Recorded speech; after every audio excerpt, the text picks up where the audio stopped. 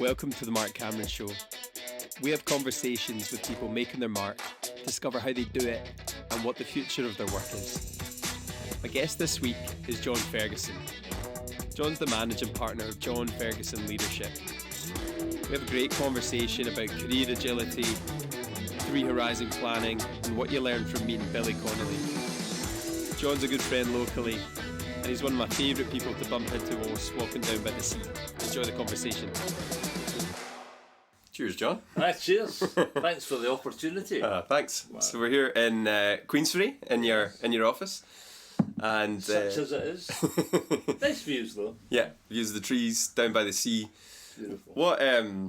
What was it that got you to Queensferry in your life? Oh, now I'll try and give you the abbreviated version of that, but it's all the Royal Bank of Scotland's fault, really.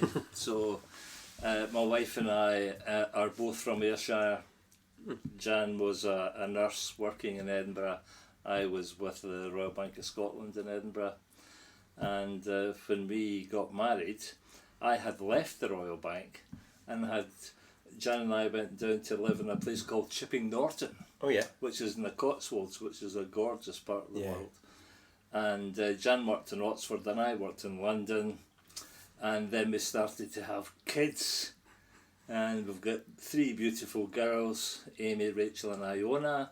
We're all at university now and cost a fortune, but that's another story. From London I went to New York for a number of years to work. And the business I was in was sold, and we came back to live somewhere in Scotland, and we chose South Queensferry. Brilliant, yeah. And it was the best choice for the family. Yeah. And we love it here. Yeah.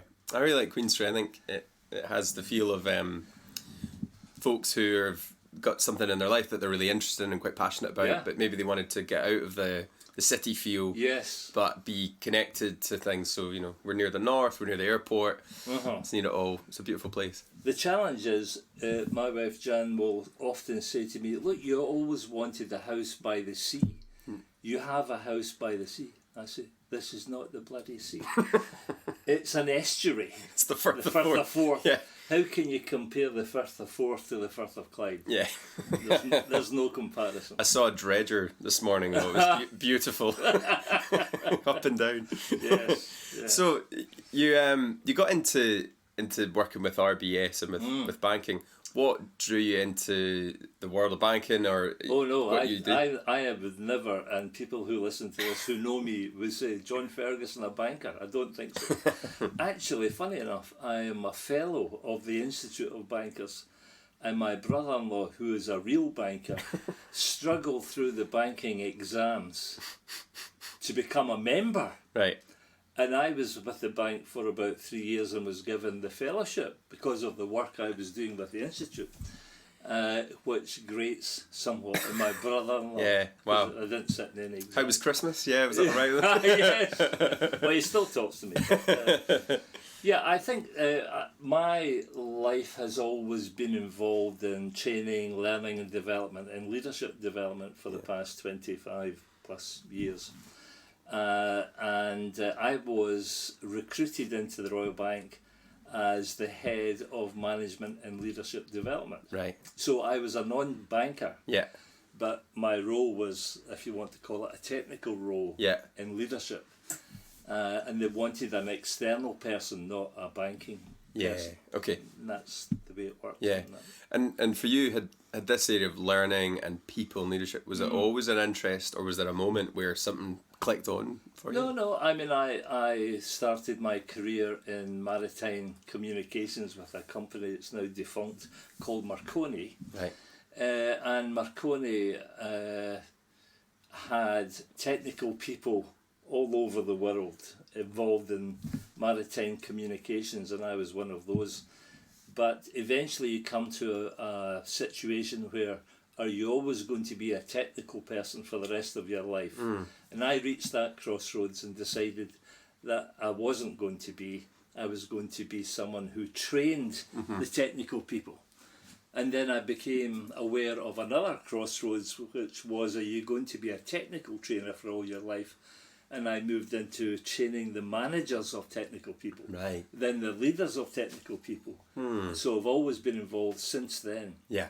My technical history, which is defunct now, of course. Yeah. Satellites everywhere. But yes, the answer is I've always been involved in learning and development, and in particular in senior people development. Yeah. And now all my practice is around board development and director development in the main. And how does that work? Is that are you identifying potential and challenges in organisations and exploring that with them? How do you see it? Yeah, it's I'm a very lucky man, first of all, and I think at the end of the day it comes down to professional reputation for all of us who operate in a business, and I've been fortunate that people will come to me and ask me to support in a sort of word of mouth way. Yeah. And so I tend to have clients which are long-standing clients for maybe 3 years, sometimes 5 years, and I'm working with senior people for over the piece because the business is always changing. Yeah. The challenges are always there. It's never standing still. Yeah. And have you seen the pace of that increase over the last... Exactly. Yeah. Yeah. Yeah, without doubt. There's, in the commercial world, I believe there's a volatility and an uncertainty which is combining to make life very complex for businesses and senior business leaders, because they really don't know what's going to occur this year.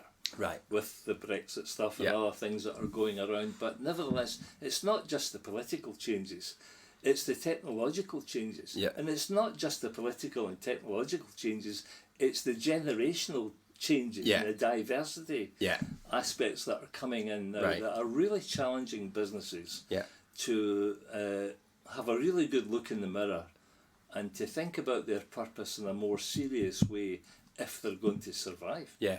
Because it seems like in the last few number of years you've had the environmental stuff. There's been faster changes in culture, faster changes in technology. Yeah.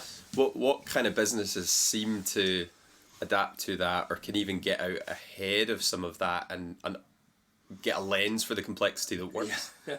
Well, they're all challenged, I would have to say.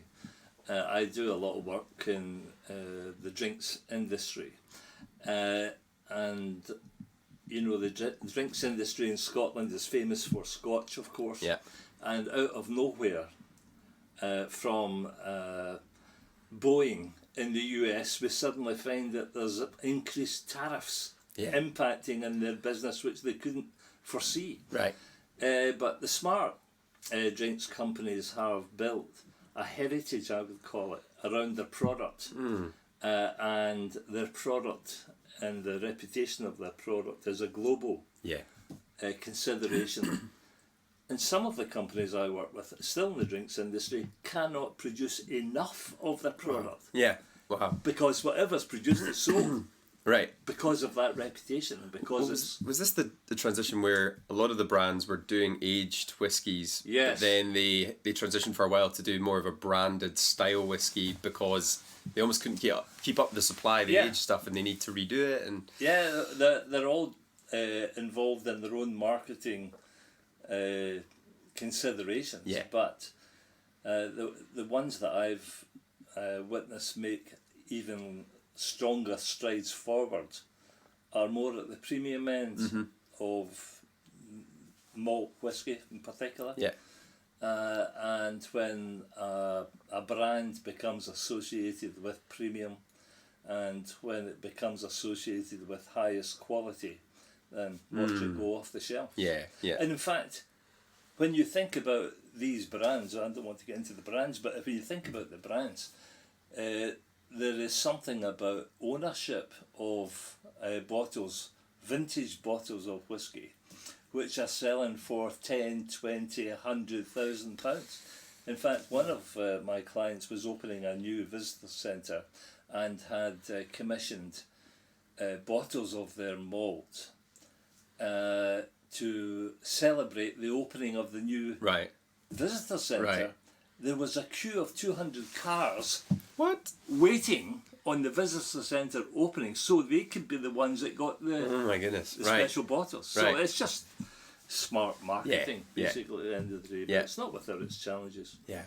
And for you, what do you get out of this life? Like you've crafted a space to do this brilliant work with people, with boards, some really great drinks.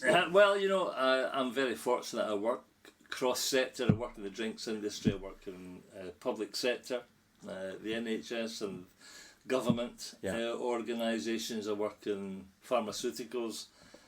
I work in the sort of more hygiene factors like water, electricity, etc., and gas, and indeed telecoms. But I've always enjoyed my work, so I think if you've got a passion for your work, it manifests in the way that you work with other people. So it's a wee bit infectious. In fact, it sounds a wee bit crass to say this, but one of my clients, a managing director, when I had this session with him recently, and he wrote this email, said, "It was really good to see you, John, and you're looking so well, etc., etc., but I found the session really valuable. I always feel energised after one of your sessions." Now, I'm not in the business of energising people, but if there's something in the way that I work with people, they perceive it as such, then that's very positive. Yeah. The trick for me is, how can I help these people energise their people? Yeah. That's my job. Right. Because there's, you know, like careers and people working out what to do with their lives. Again, that's almost as complex now as the jobs that they go into. There's even more so, Mark. I would have to say that this is a very topical situation just now.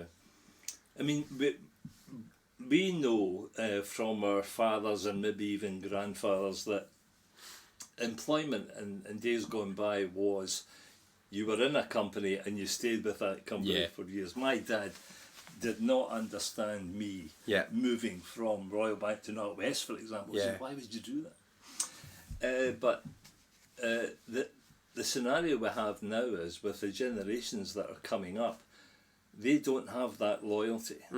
They have a different mindset around the world of work. right.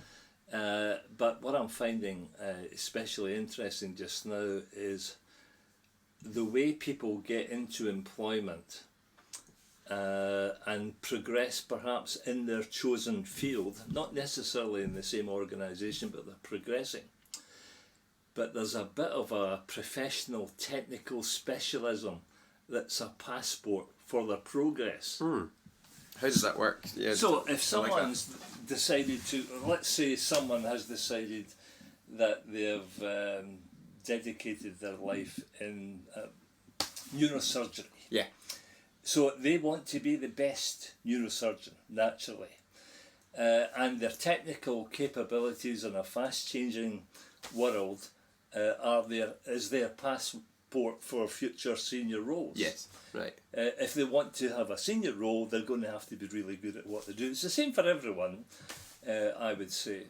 But what they discover is it's not just the technical role, albeit critical. It's the way they interface with people that manifests in their professional reputation. That's the passport for growth in their career. Right. So then they begin to think, I can be the most technical expert in the world, but if I don't get on well with the people around me and I am not perceived appropriately as a person, then my career is going nowhere. That's the deal. Right. So what you got to do is to maintain your technical credentials and always be at the forefront and known to be at the forefront. But blend it, going back to the drinks industry, blend it with a recognition that you are comfortable working with other people in an environment which is more collaborative, in an environment which is more about team, in an environment which is more about support. And it's these attributes that differentiate someone who's brilliant technically. Yeah. But And so, do you think will the world of work, or will teams potentially punish someone who's technically excellent but is a whole set of derogatory words? Like, will the world of work start to naturally exclude those who actually can't combine those skill sets? Yeah, well, do you know, it's an interesting thing. A long time ago now, well, I'm saying a long time, maybe 4 or 5 years ago, I was working with an oil company, and they expressed to me that this person's behaviours were inappropriate and could I help? And I said, well, does this person know that their behaviours are inappropriate? And the person I was speaking to said, well, it's obvious, isn't it? I said, not to that person. Yeah. I can't be the one who delivers the message. Yeah. I'm not going to sit down with this person and say, how's it going? Nobody likes you. Yeah. And the person might turn around and say, it's going great, thanks, John. Then I have to say, no, I don't think it is. Right. No, I'm not doing that. So we had to make sure there was an awareness. But the point I was coming to is that self-awareness is a critical element for success, in my view. And a lot of my work is about holding up a mirror to an individual or to a team or to a board and say, have a look in this. Are you happy with this? And if you're not happy, what aspects are we going to fix? Or whatever.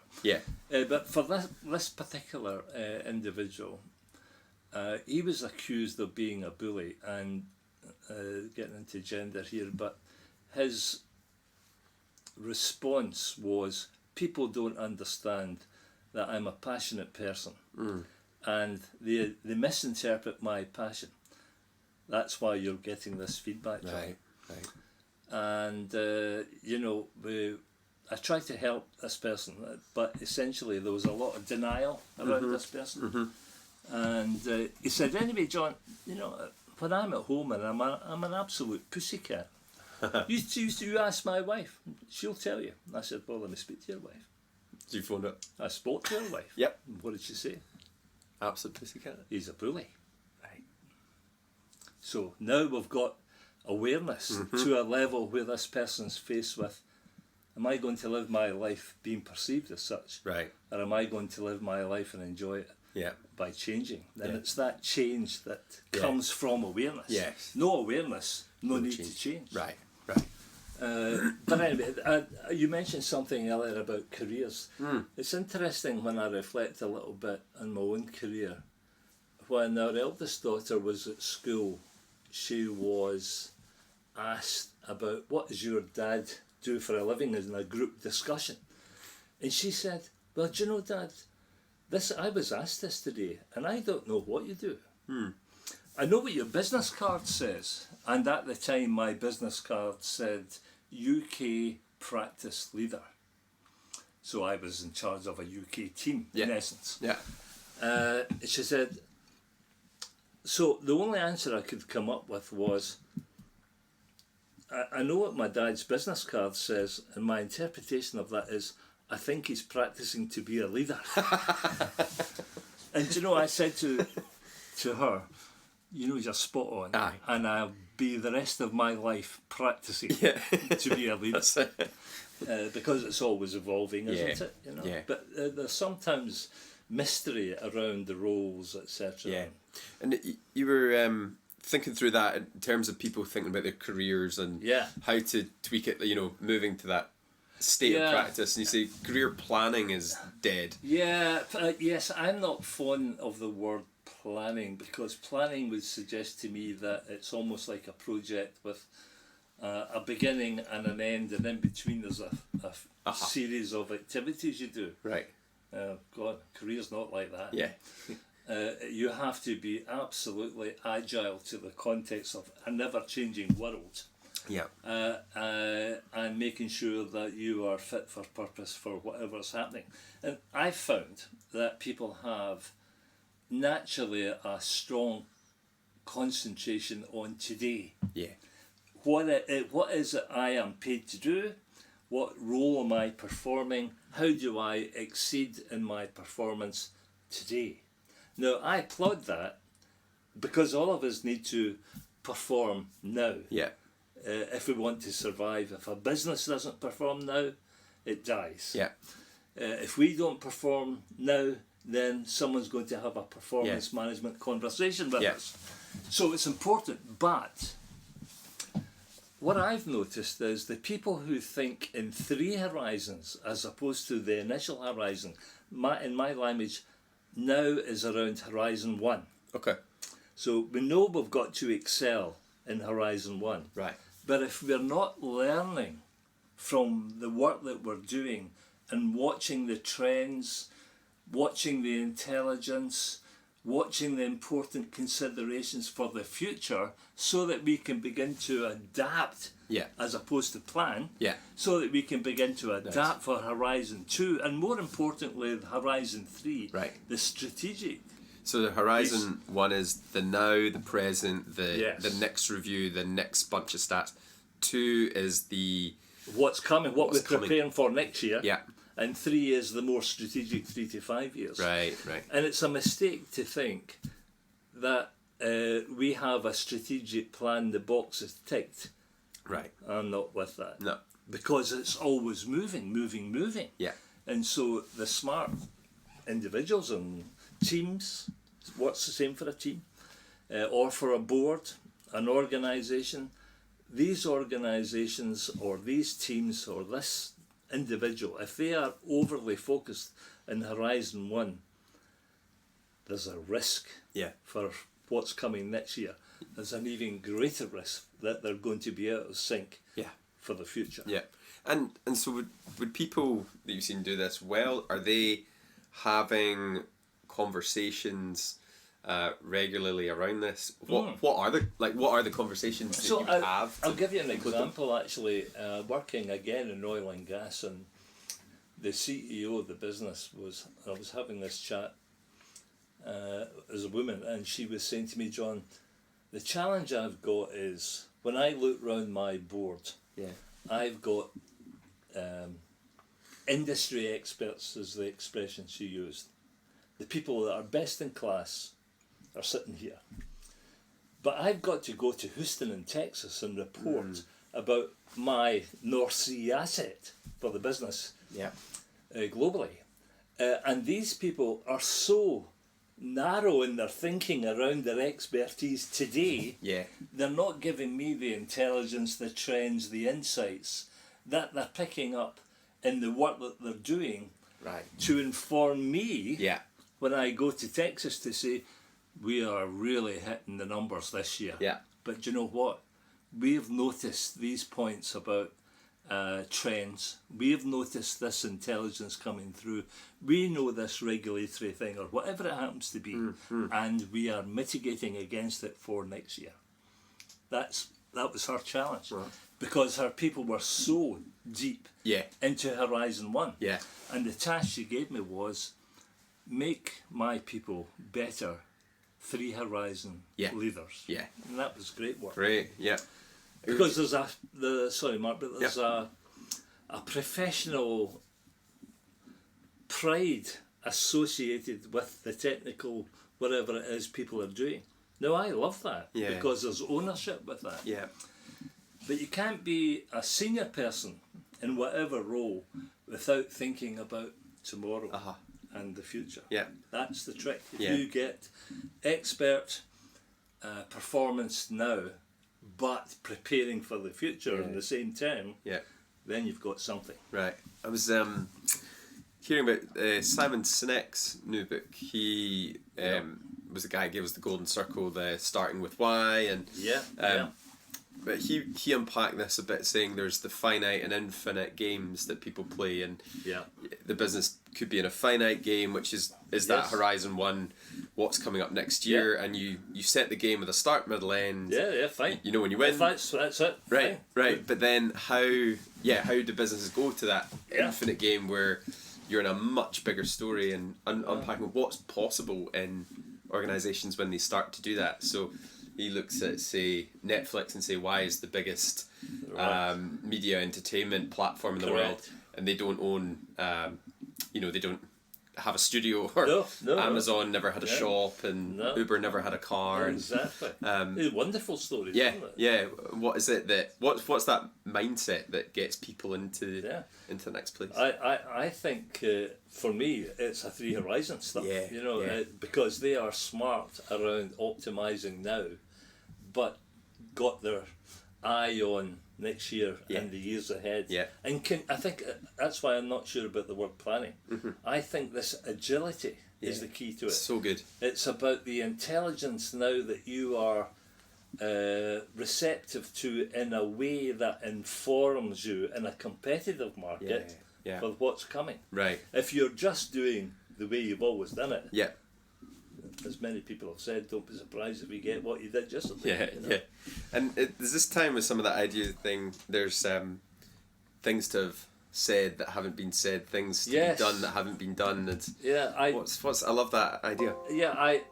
When I'm working with individuals in particular, it's not unusual for people to, when we're talking about performance optimization for them today and for their career, which is a longer term, sometimes people are over-egging the horizon 1, so I need to help them think about 2 and 3, but that's okay. But it's not unusual for people to reflect, which is a very powerful thing to do, because they're so busy. Having the time to discern, I think, is a good word. To discern from their experiences, and keep a journal, perhaps, in a way that they're actually beginning to think about what they've experienced in a way that informs their future. It's not easy for people because they're under pressure, obviously, to go on and do things. But the point I would make is that a lot of people say to me things like, John, when I reflect, I should have. Or they might say, when I reflect, I could have. If I had a penny for every time someone said that to me. But I think it's a healthy thing that people reflect. But I think it's even more effective when you take your reflections seriously and think about your future. So it's not unusual for people to say, there have been opportunities for me to say things, but I've left it unsaid. Or there have been opportunities for me to do things, but I didn't do it. And that unsaid, undone tends to be, or could be, a chronic thought that comes into people's minds. Do you know what I mean? It repeats and repeats. It's unclosed and it repeats. And when they're reflecting, they go, I wish I'd done that. Or really, I'm sorry I didn't say that. And it's not just in a commercial employment work, it's about life. A lot of people, because the work that I do is, yes, it's about trying to help individuals that enhance their performance, or a company to enhance its performance, but you can't do that without thinking about individuals' life. So then you start hearing aspects of people's hygiene, things around their health, around their well-being, around their relationships. And these are really important considerations, and I think it's important for me in the work that I do to help people to express where they are with all of this, because holistically, if there are issues around relationships or health or well-being or whatever, sure as you and I are sitting here together, it's going to manifest. And it's going to manifest in lack of performance. And the more we can enhance these, it's going to manifest in enhanced performance. And the space that we're in today, where people are, it seems like they won't compromise on their health or the family or the well-being in the same way that they possibly would have in the past, because we've seen the effects. Like, we've seen families torn to bits, we've seen people plummet with their health and the work suffering. And it seems now that a lot of the folks starting to enter the workplace.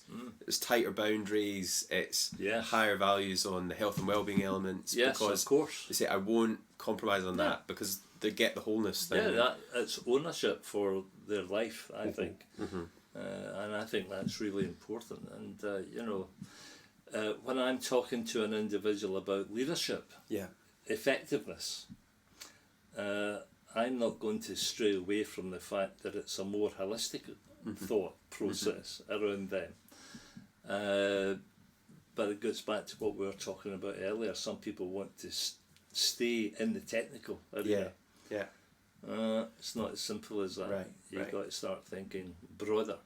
You know, and I mentioned this word earlier. I think eventually it gets to professional reputation.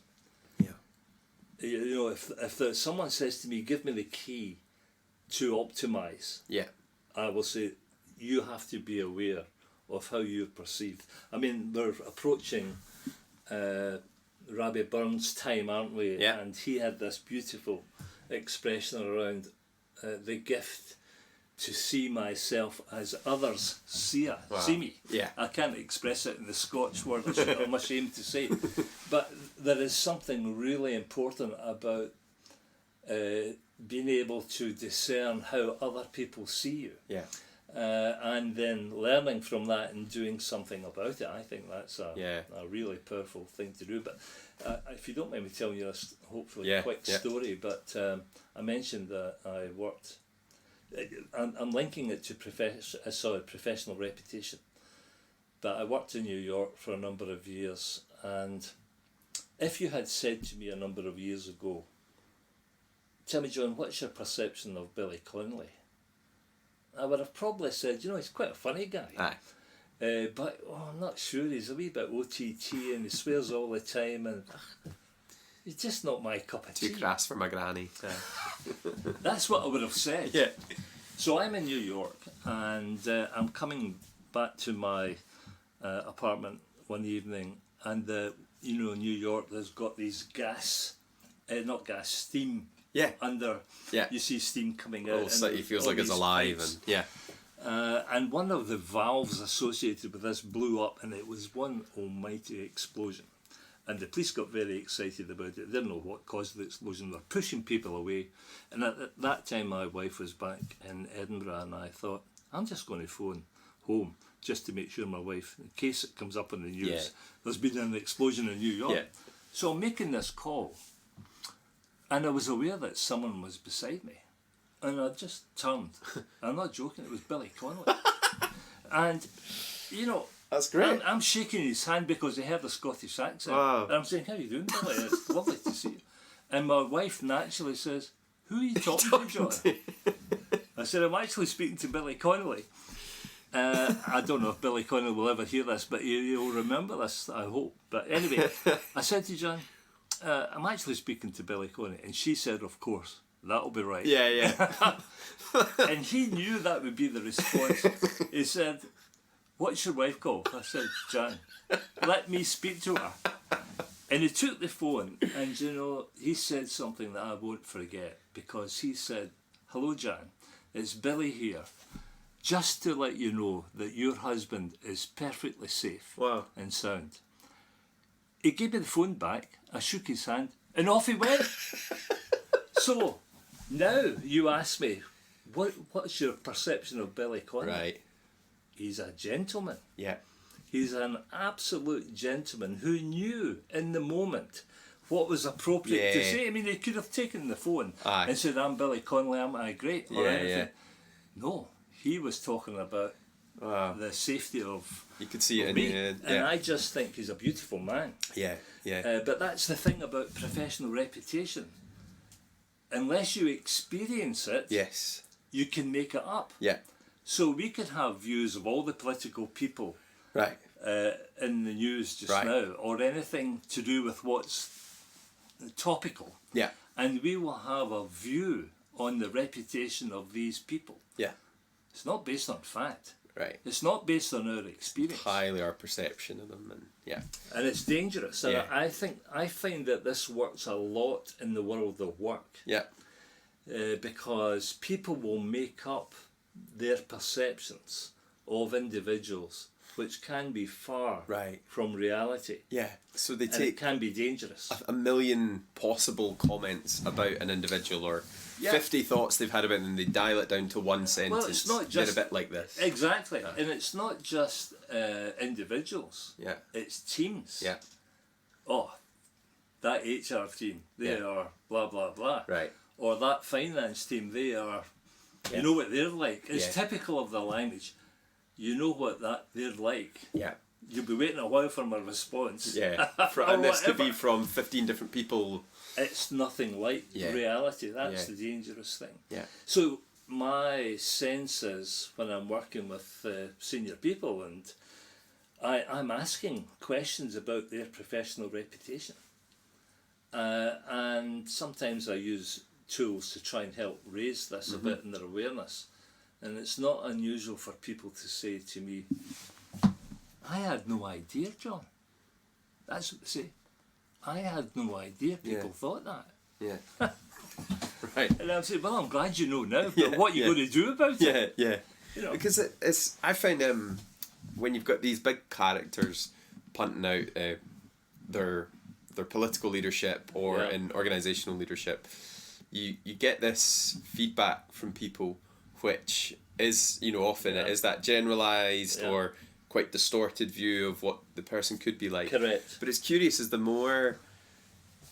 stronger the characters that we observe, there is something in me that begins to admit, like, okay, I might look at someone who has either a very firm, clear political view, and they can be like a bulldozer and get that through, or maybe on the other side, someone who has such vast compassion for people that are different to themselves. And I think, I wonder if I just end up projecting my desire to be a bit like that person onto my frustration. So that's really, I say, they're all this and that. You think, I'd love to be a bit more of a bulldozer and get away with it like that. But there's something in me that cares too much about what people think and all that. And or would love on the other side to just accept everything and everyone and find it easy. But I'd know that there's more judgment in me that... Well, it's tied a bit to, I would call it integrity, because I would like to think that most people would view displaying integrity and nurturing integrity as valuable. Yeah. So I'd love to think that. Yeah. But sometimes integrity will manifest in quite assertive ways. Yeah. But it's still integrity. Yeah. It's still, if I'm working with someone who's underperforming, am I going to camouflage their underperformance? Right. That would lack integrity. Yeah. So I would have to have the assertion and the integrity to see it as it is. Yeah. For the benefit of the person. Yeah. And I think being known as a person of integrity will help professional reputation. And you think that's even the case that, like, integrity is a high measure bar. It's often a high value in teams and in what people can offer. But then, do you think we really want integrity? Because sometimes integrity, if it's the same on the outside as on the inside, sometimes things on the inside are pretty rough going. Absolutely. And if we actually were saying, no, we want integrity across the team, we're going to have it. We're going to have the assertive, we're going to have the dominant, we're going to have the lot. Very difficult. I mean, I wouldn't camouflage that this is, we're talking about a skill here. Yeah. A skill set which is complex and difficult. And that's why a lot of people talk about the opportunity to help leaders and managers have difficult conversations. Yeah. Because it is difficult sometimes to talk about lack of performance or whatever. What's really going on. But if you don't actually have the skill to act with integrity, then you'll let underperformance rule. Or whatever it happens to be, something which is inappropriate. That's not worth it. But I would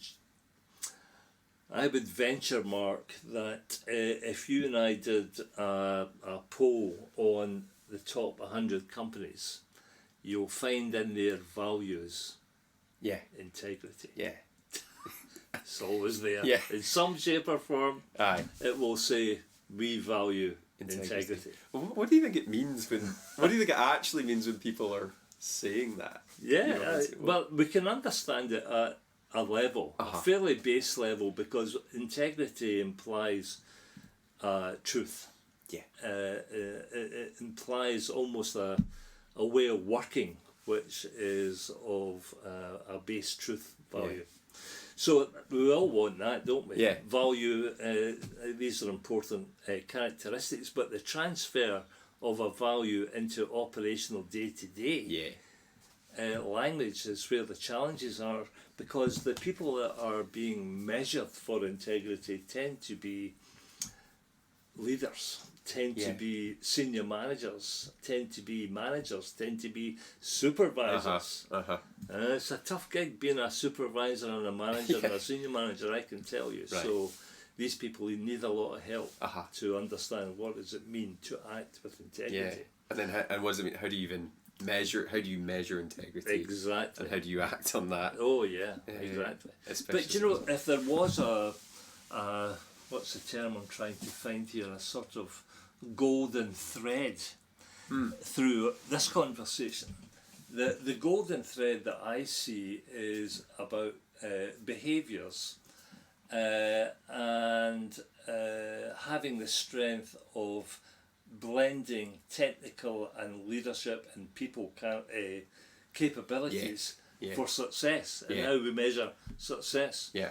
Now, you just can't escape from people in the world unless you're really in an island somewhere with no people. But if that is the case, I feel that more attention to collaboration, more attention to engagement, more attention to participation is an opportunity for the commercial world. Right. I really believe that. And sometimes people don't, they would say they believe it, but they don't act it. Yeah. And what do you think that could look like for the future of work? Well, I think it's accelerating at a pace. Yeah. Because of all the technological changes and artificial intelligence or algorithms coming out of companies, you know, it's just moving so fast that we're still human. Yeah. So the human aspects of it become even more important. Yeah. I mean, we've all seen robotics and things, and you know, impacting on the way things were done. Yeah. But if you just try to think for a moment about if over the past 10 years we've seen these dramatic changes in cars or whatever it happens to be, in computer aspects or whatever it happens to be, there's another 10, 20 years to come. And it's going to be even faster. So surely we've got to prepare for it. And what's the common aspect of all of this? We remain human. So we are people. You know, we haven't quite got to replacing us yet. So what we've got to do, in my belief, is optimise the influence that we have as people, the influence we have with people, to optimise whatever it is we're tasked to do. That's for me the key to it. I just thought of something, Mark. Forgive me, I'm really going good. back. That's but, really good. I a long time ago, I did some work for what was called British Shipbuilders in the Clyde. And I'm talking about a serious number of years ago. But I was training the shipyard supervisors or senior tradespeople to work with apprentices, so that they understood a bit more about the engagement with young people. And I met a man there called Jimmy Lucas. Now, I have no idea what happened to Jimmy Lucas, but he was a very humorous man. And he told stories which had us all in fits of laughter. And you know what Jimmy said to me? Because Billy Connolly at that time was quite a famous guy. I had Billy Connolly as an apprentice, John. No way. I taught him everything he knew about storytelling. And I'll tell you what, this man, was he funny? He was hilarious. Yeah. So maybe if we ever had the chance to meet Billy Connolly again, I would like say that. to him, tell me about Jimmy Lucas. Aye.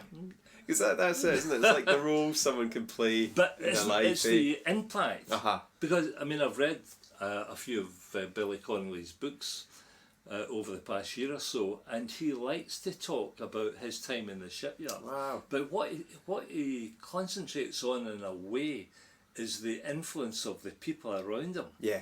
who told stories Yeah. Yeah. while they're on a break or whatever, Aye. and the impact the stories had on him Wow. and his life, Yeah. obviously.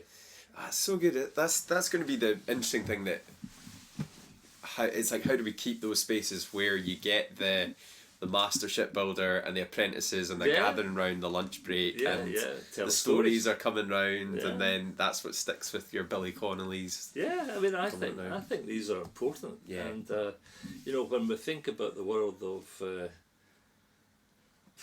optimizing Uh-huh.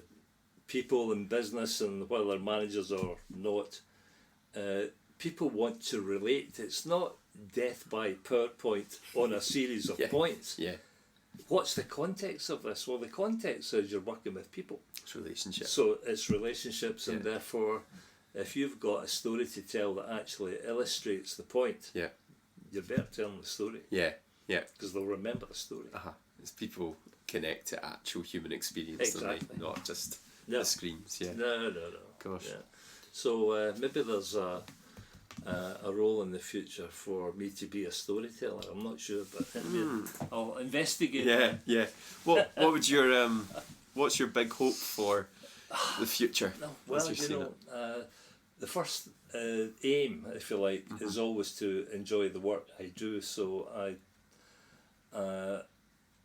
I really do enjoy Yeah. meeting people and working with them for a purpose, and I hope to continue to enjoy that. I'm so lucky, touchwood, that that's the case, and I have that opportunity to do that. But I'm just in my office looking at photographs of my wife and daughters here, and you know, now I see my daughters moving up through their university education and thinking about their careers. Yeah. And it's quite interesting because they're a source of education for me. Yeah. Yeah. They really are, because they bring a sense of reality around their world, or how they see the world, which I just don't have, and I think it's really important to understand or try to appreciate how they see the world. And I'll tell you, it's a different world from where I've come from. Yeah. So I would like to continue to learn, So good. Mark, to be honest, around that. But in learning, I'm appreciating more and more the diversity of personality, characteristics and styles. I mean, we've just come through Christmas. Yeah. And our 3 daughters were home for Christmas. And I'm sitting back and I'm listening and I'm thinking, boy, are they different. We brought them up, but they are totally different. Yeah. Yeah. And there's something rich about that difference. Just going back to another quick story, one of my daughters again at school was asked about, they were discussing social class. Social, are you a middle class or whatever?